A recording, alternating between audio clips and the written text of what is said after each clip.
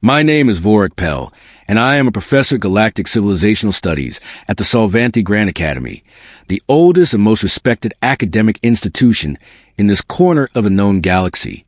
I have taught for 31 stellar cycles. I have watched species from 42 worlds sit in my lecture hall. I have graded papers written in 17 different biological secretions. I have, on one memorable occasion, given a failing grade to the son of a planetary governor and survived to tell about it. Nothing, and I mean nothing, prepared me for Mako Dresh. He arrived on the first day of the fall semester, carrying a bag that was far too small for someone who had reportedly traveled across 4 star systems to get here. He was human, baseline unmodified, regular Earth-type human. 1 head, 2 arms, 2 legs, a face that apparently defaulted to mild suspicion at all times. He sat in the 3rd row, which was already suspicious, because no first-year student ever voluntarily sits in 3rd row.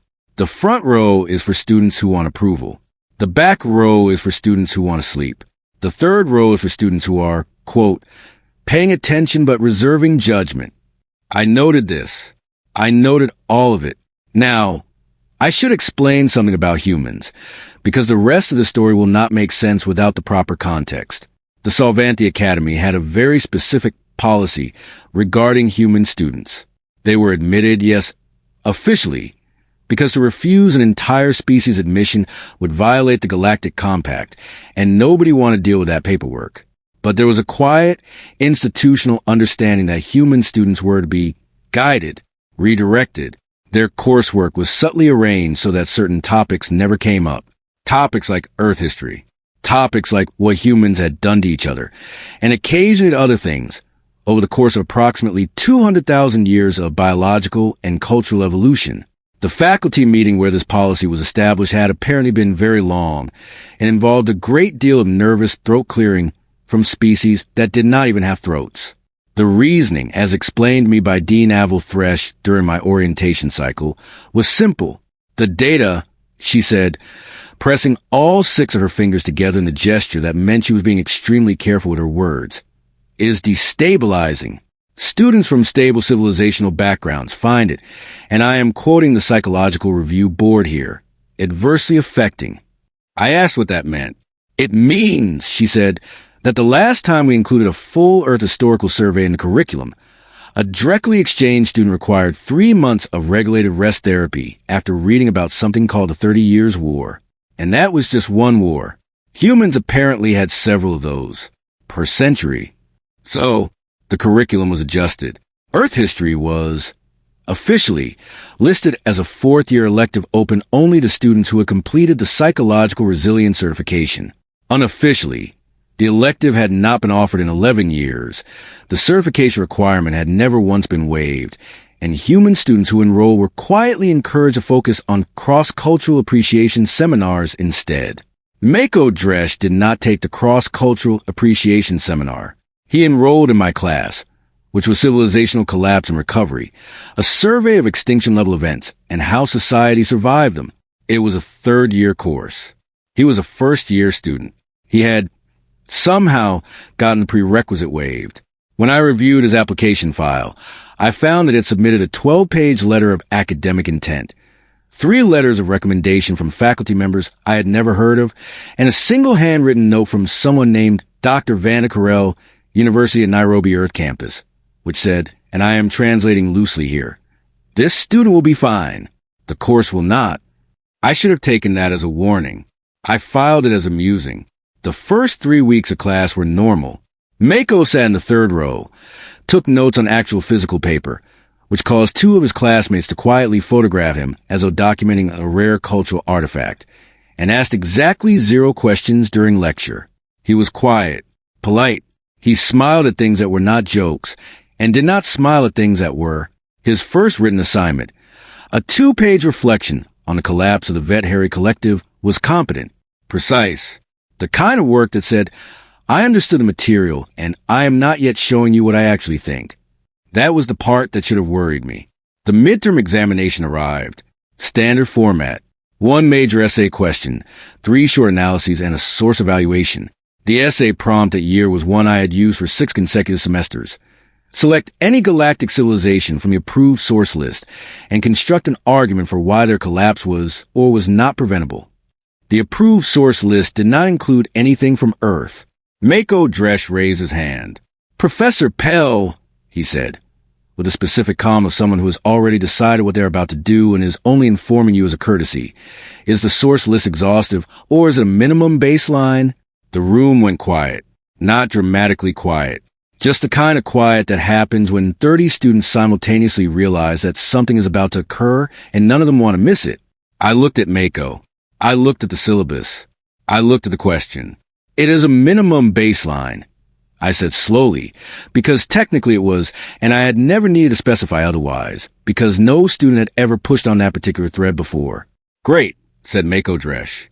He wrote something down on his paper. He was smiling again, at something that was not a joke. I had a very bad feeling, which I ignored completely, because I am a professor of 31 years, and I do not get bad feelings about first-year students. That was my first mistake.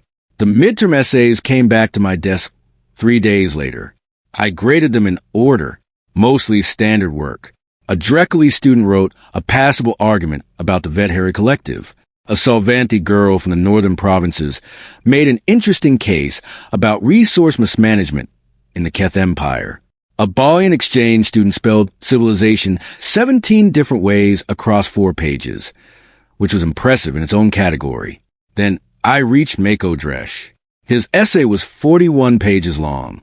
The prompt asked for a minimum of 3. There was no listed maximum, because no student in 31 years had ever required one. I sat back in my chair. I made myself a cup of heated grain liquid. I told myself this was fine. I told myself I was a professional. I told myself that page count did not indicate quality, and that many students overwrite out of anxiety. I began reading at the 9th hour of the evening. I finished at the 2nd hour of the following morning. Then I sat in complete silence for approximately 14 minutes, staring at the wall above my desk, which had never done anything to deserve what I was about to put it through.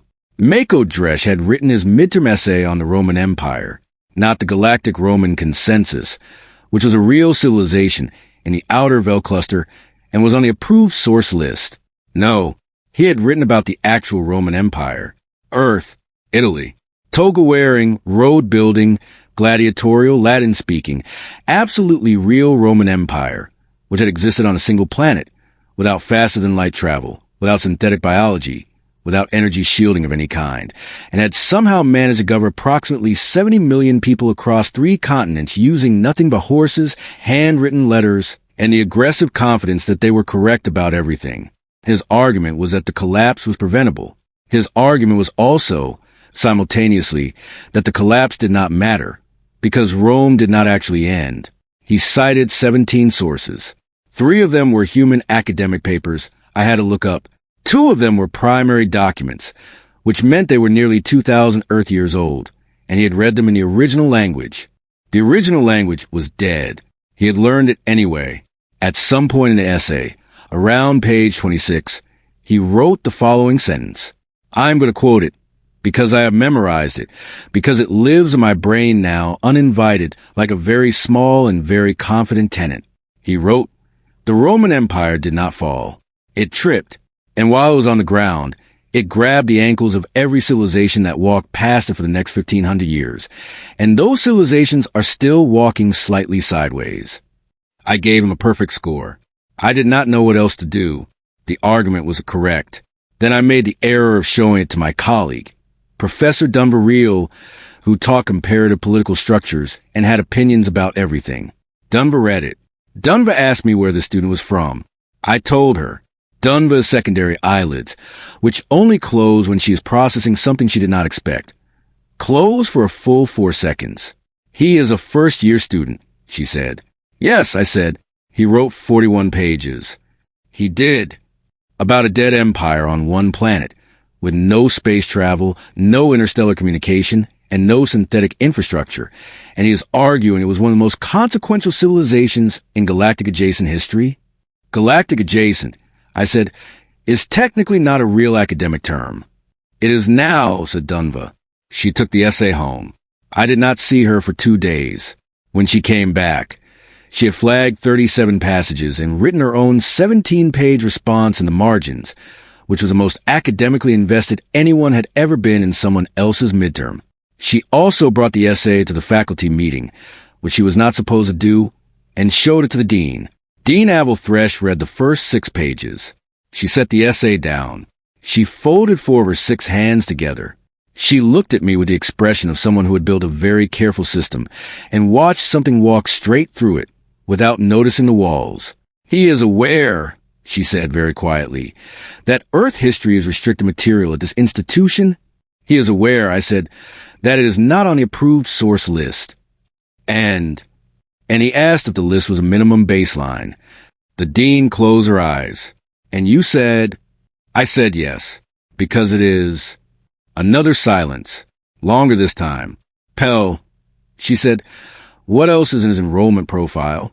I had already checked. I had checked the night I got the essay back. Mako Dresh, age 19 by Earth calendar. Born in a city called Karachi, which I had to look up, and which turned out to be one of the largest population centers on Earth. Home to approximately 20 million people living at extreme density in a coastal zone that experienced seasonal flooding. Summer temperatures that would require climate regulation on most civilized worlds, and an average daily noise level that exceeded Solvanti occupational safety thresholds by a factor 3. He had grown up there. Apparently it was fine. His academic record listed 1 previous suspension for submitting a research paper that the faculty determined had not been assigned. The paper had apparently been so good they kept it. I showed this to the dean. She read it twice. "We should discuss," she said carefully, "whether the Earth history restriction still serves its intended purpose." "You mean," said Dunva, who had absolutely not been invited to this meeting but was present anyway, "whether we were protecting the students from Earth history or protecting ourselves from what human students would do once they realized we'd been leaving out." Nobody answered that. Nobody needed to. The final exam was 8 weeks later. I redesigned it. I removed the approved source list entirely. I set no page limit, and I wrote 1 single question at the top of the paper. What does history teach, and who decides what counts? Mako Dresh turned in 63 pages. I have not finished reading it. I am on page 48. He is currently in page 48, drawing a direct structural comparison between the fall of the Assyrian Empire on Earth and the administrative fragmentation of the Coluvian Star Confederacy, which collapsed only 200 years ago and which 3 of my colleagues published their doctoral theses on. His comparison is, so far, correct. I have called those 3 colleagues. 2 of them are coming to my office tomorrow. The 3rd one asked me to stop talking and then hung up, which I choose to interpret as academic distress rather than personal offense. Mako Dresh is still in the 3rd row. He is still taking notes on paper. He is still smiling at things that are not jokes. Next semester, he has enrolled in 5 courses. 1 of them is mine. 1 of them is Dunva's. 1 of them is a 4th-year seminar that has never, in its entire history, admitted a 2nd-year student. The professor running that seminar has not yet been informed. I thought about warning her. Then I thought about page 48. I sent her a very short message. It said only, "Check your enrollment list. You are welcome, and also I am sorry." She replied 4 hours later. She said, "Which one is he?" I said, "3rd row, paper notes," smiling. She did not reply after that. I assume she is reading his application letter. She will be a while.